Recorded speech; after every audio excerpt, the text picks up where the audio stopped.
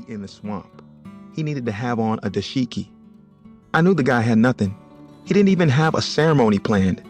He just wrote some shit on a piece of paper and tried to sell me on some bullshit I didn't do. He wanted me to wash in some weird oil and pray and drink some special water. But I was drinking goddamn Hennessy. I wasn't gonna water down my Hennessy. So I settled on getting a Santeria priest to do some witch doctor shit.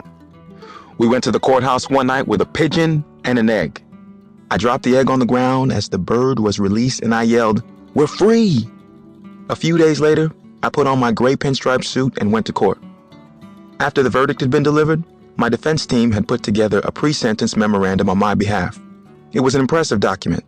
Dr. Jerome Miller, the clinical director of the Augustus Institute in Virginia and one of the nation's leading experts on adult sex offenders, had examined me and concluded that I was a sensitive and thoughtful young man with problems more the result of developmental deficits than of pathology. With regular psychotherapy, he was convinced that my long-term prognosis would be quite good. He concluded, a term in prison will delay the process further and more likely set it back. I would strongly recommend that other options with both deterrent and treatment potential be considered. Of course, the probation officers who put together their sentencing document left that last paragraph out of their summary, but they were eager to include the prosecution's opinion. An assessment of this offense and this offender leads the chief investigator of this case, an experienced sex crime detective, to conclude that the defendant is inclined to commit a similar offense in the future. My lawyers prepared an appendix that contained 48 testimonials to my character, from such diverse people as my high school principal, my social worker in upstate New York, Sugar Ray Robinson's widow, my adoptive mother, Camille, my boxing hypnotherapist, and 6 of my girlfriends and their mothers, who all wrote moving accounts of how I had been the perfect gentleman with them.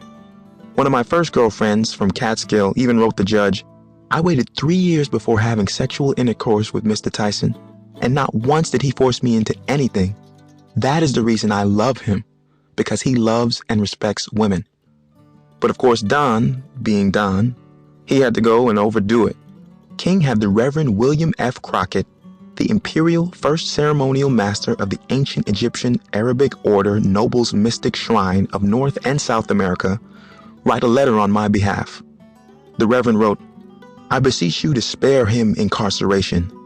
Though I have not spoken to Mike since the day of his trial, my information is that he no longer uses profanity or vulgarity, reads the Bible daily, prays, and trains."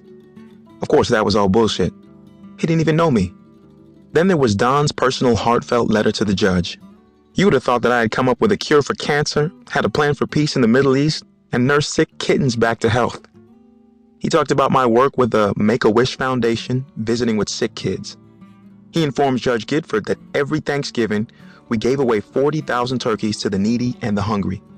He recounted the time when we met with Simon Wiesenthal, and I was so moved that I donated a large sum of money to help him hunt down Nazi war criminals. I guess Don forgot that the Klan hated Jews as much as they hated blacks. This went on for 8 pages, with Don waxing eloquently about me. It is highly unusual for a person his age to be concerned about his fellow man, let alone with the deep sense of commitment and dedication that he possesses. These are godlike qualities, noble qualities of loving, giving, and unselfishness. He is a child of God, one of the most gentle, sensitive, caring, loving, and understanding persons that I have ever met in my 20 years experience with boxers. Shit. Don should have delivered the closing arguments instead of my lawyer. But John Solberg, Don's public relations man, cut right to the chase in his letter to Judge Gifford.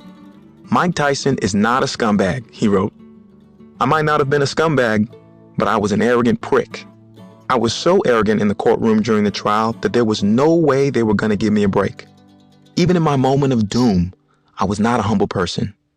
All those things they wrote about in that report, giving people money and turkeys, taking care of people, looking out for the weak and the infirm, I did all those things because I wanted to be that humble person, not because I was that person.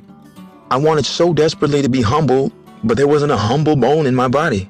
So, armed with all my character testimonials, we appeared in Judge Patricia Gifford's court on March 26, 1992, for my sentencing.